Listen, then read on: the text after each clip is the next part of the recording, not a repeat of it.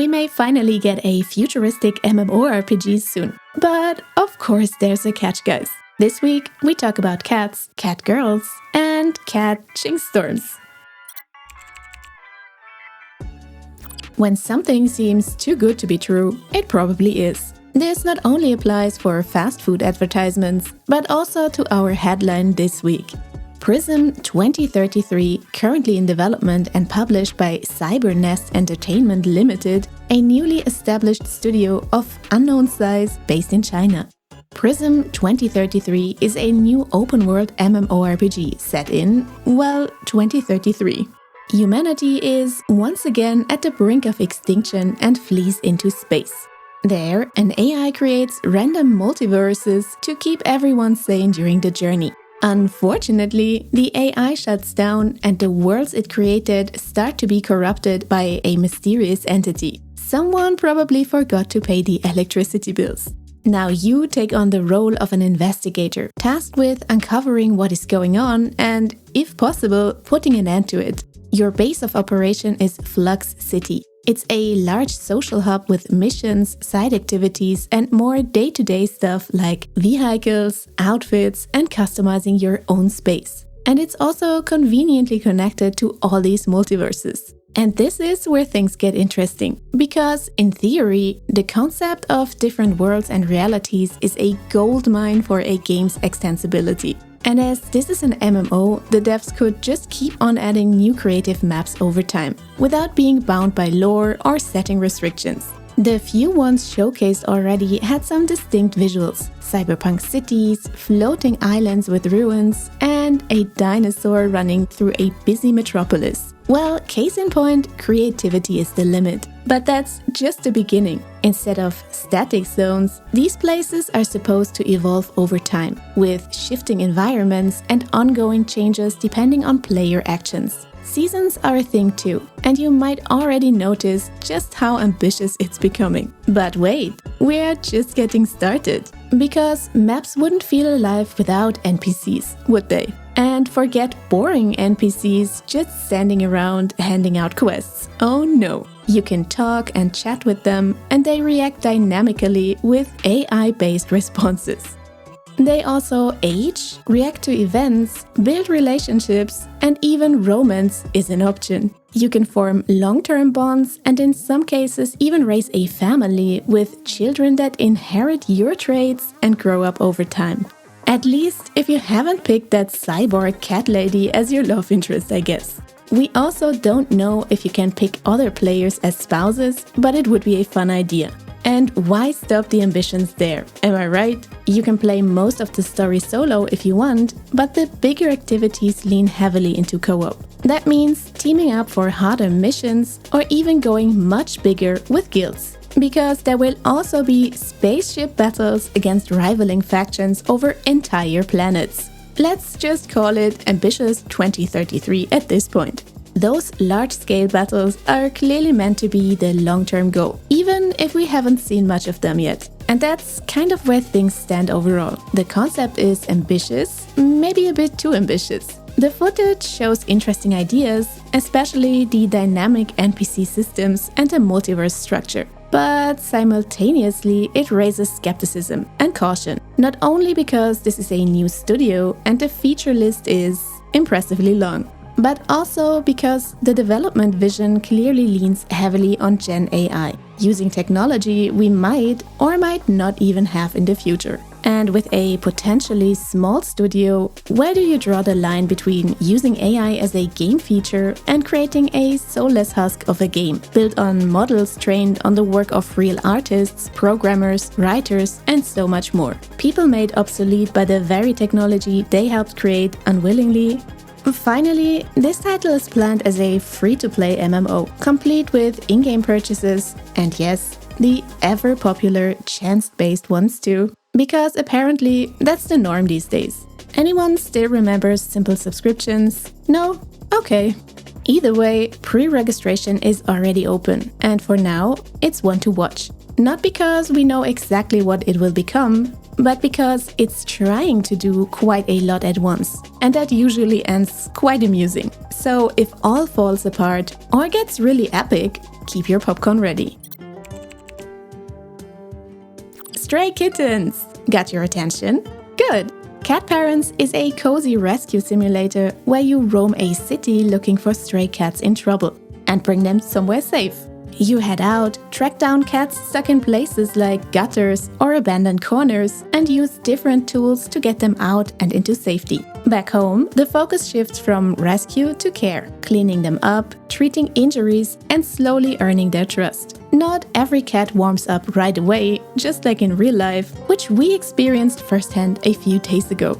A cat ended up on our doorstep, meowing frantically, and she only calmed down after some intensive head pats and care. So we proved this for lore accuracy. But back to the game, and back at your place, which turns into a kitten sanctuary over time. You can build climbing spots, tunnels, beds, basically everything a cat could take over within minutes. Better skip on stuff near ledges though, or don't, and find out who's the real rascal and who's an angel. Because eventually, some of them have to go. You can send them off to new homes, which adds a bit more purpose beyond just collecting cats. And although there is multiplayer, you can't battle with them, silly. But you and your friends can split tasks, rescue together, or just build out a cozy shelter as a group. It's still early, with only little gameplay shown, but the idea is already landing well. And honestly, a game about helping cats and watching them recover doesn't need much more explanation than that. Fighting robots is nothing new. Fighting one that learns from your mistakes, that's where things get uncomfortable. Protocol Terminate is a co-op survival horror shooter built around a single idea. The enemy adapts to how you play. Hopefully, the developers are aware that Shadow of Mordor's Nemesis system patent still runs until August 2036. Don't want to risk some copyright infringement there. The game's setting is quite simple. Humanity let machines handle warfare until those machines started warfare against humanity. Now you are sent in to clean things up. What else? Imagine a game where we send someone else to do the dirty work for once, while we sit back and sip margaritas. Relaxing, but probably pretty boring too. And since we don't like boring, we go hunting for this rogue AI, which sounds easier than it is, as it watches, reacts, and changes its behavior according to your actions. Use the same distraction twice and it stops falling for it. Hide in the same spot too often, guess who waits for you there next time? So you need to adapt as well. Get creative with cutting the power, creating noise, or hack your way through locked paths and systems. And when that fails, there is only one way out: confrontation. Luckily, you are not alone. Up to 4 players can take on different roles, from hacking support to heavy firepower, and tackle missions together. All while the AI studies the entire group. For once, it might actually be a good idea to bring Greg. If no one understands what he's doing, the AI probably won't either. You can also play solo with AI teammates. But seriously, isn't that just the enemy in disguise?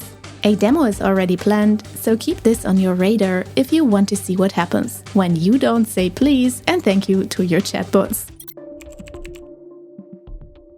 Funnel Runners drops you into a city that's about to be wiped off the map by a massive tornado. Your job is simple: get your van running and yourself out of there ASAP. That's the whole loop. So you start by scavenging through houses, garages, and flooded streets, looking for whatever parts you can find that get that thing going. Obviously, the world doesn't wait. The game has a very dynamic weather system, so storms build up in real time, smaller funnels turn into bigger ones, and entire buildings start coming apart while you are still inside of them. You might spot something useful early on, only to watch it get pulled into the sky a minute later. Just standing around alone is dangerous, as you need to dodge debris, avoid open streets, and try not to get caught in a wind gust that sends you across the map. And since everything is randomized, from item locations to what the van actually needs, no run plays out the same way twice. Up to 8 players can play together and coordinate the tasks at hand. One group raids garages for tires, while another hunts fuel across the other side of town. You can share gadgets on the fly, all while explaining that blinker fluid really isn't one of the essential missing parts. So, if you are craving just a little extra stress and tension, this one might be the perfect fit for some short play sessions in between. FBC Firebreak has released its final major free update called Open House, and the name couldn't be more fitting. They have added a Friends Pass that lets anyone who owns the game invite up to 2 friends to play with them for free, even across platforms. The base game price has been lowered as well to $19.99, and right now there's an extra 20% off. It's live now and will continue to be playable for years to come.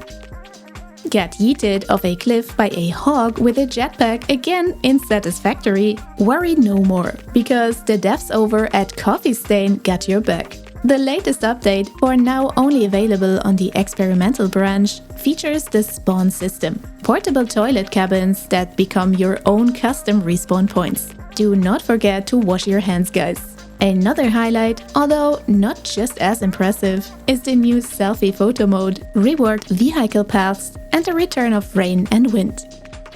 If you can't get enough of bonking your friends with the excuse of friendly fire in No Rest for the Wicked, we've got great news for you.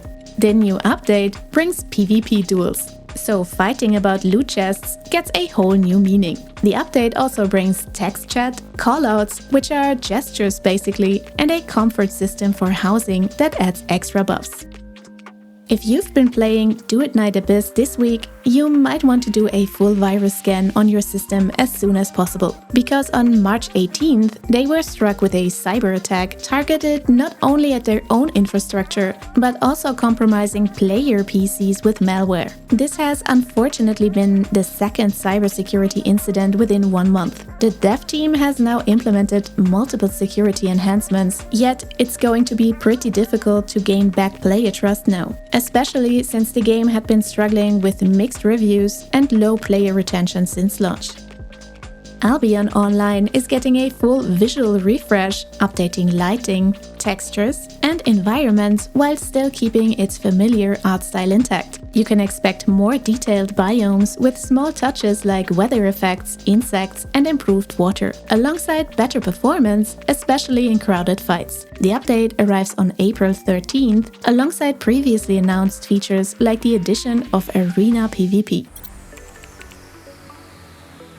Although there's nothing really free this time, it's still worth mentioning that the official Steam Spring Sale has started, bringing some really nice deep discounts and smaller to medium sales for all types of games, co-op or not. Some recommendations, if you haven't played them yet, are Deep Rock Galactic, Dying Light 1 and A Way Out, with or without the It Takes Two bundle. But that's all for this week. We wish you a ton of fun in co-op with your favorite people, and we'll see you again in the next one.